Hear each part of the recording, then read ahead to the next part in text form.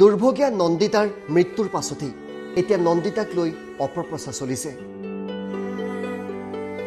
বহুতে ক'ব খুজিছে নন্দিতাই হেনো প্ৰেমত প্ৰতাৰণা কৰিলে।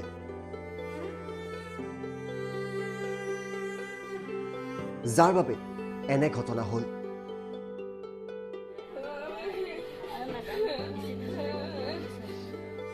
ৰিন্তু শৰ্মাৰ আচল চৰিত্ৰৰ কথা গম পাই নিজৰ মুক্তি বিচাৰিছিল নন্দিতাই।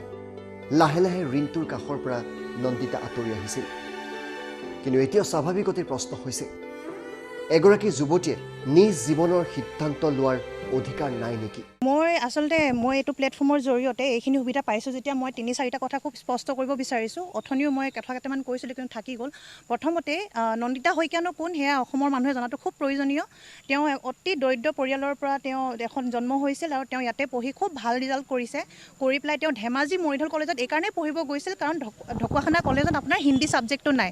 তো সেই সূত্ৰে তেওঁ ধেমাজিত পঢ়িবলৈ গৈছিল।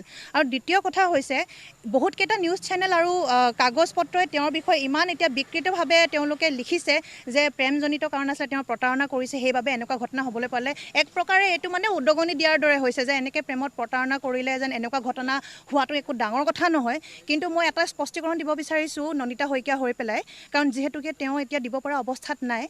মানুহৰ ভাল পোৱা হয়ে কেতিয়াবা প্ৰতাৰণাৰ বুলি নহয়, তেওঁ ভাল পাইছিলে হয় আৰু ভাল পোৱা অৱস্থাত কোনোবাই কিবা উপহাৰ দিয়ে সেই কথাটোও হয়। সেই উপহাৰ দিয়া কথাবোৰকে এতিয়া খুচৰি তেওঁলোকে বাতৰিত যিভাৱে বিকৃতভাৱে এতিয়া উলিয়াইছে খুব বেয়া কাম কৰিছে। আৰু দ্বিতীয়তে ল'ৰাটোৰ চৰিত্ৰটো খুব বেয়া বুলি গম পোৱাৰ পিছত নন্দিতা শইকীয়াই তেওঁৰ পৰা মুক্তি বিচাৰিছিলে আৰু তেওঁৰ পৰা আঁতৰি আহিব বিচাৰিছিল, যিটো আমি হ'লেও কৰিম। যে এজন ল'ৰা যেতিয়া তেনেকুৱা হয়, তেওঁৰ বিষয়ে খুব বেয়াকৈ শুনা যায়, তেওঁৰ চৰিত্ৰৰ বিষয়ে জনা যায়, তেতিয়াহ'লে কোনো ছোৱালীয়ে তেওঁৰ লগত থাকিব নোৱাৰে। আৰু তৃতীয় কথা হৈছে তেওঁ যিটো জঘন্য কাম কৰিলে এই কামটোৰ কাৰণে কোনো মাফি নাই। আৰু মইতো ভাবোঁ যে ফাঁচি খুব কমেই শাস্তি হ'ব, কাৰণ ফাঁচি দিলেতো তেওঁ এক মুহূৰ্ততে শেষ হৈ যাব। তেওঁক আৰু তাতকৈও বহুত বেছি শাস্তি দিয়াটো মই অতিকৈ প্ৰয়োজনীয় বুলি ভাবোঁ। ছ'চিয়েল মিডিয়াত নন্দিতাৰ বহু ফটো এতিয়া ভাইৰেল হৈ পৰিছে।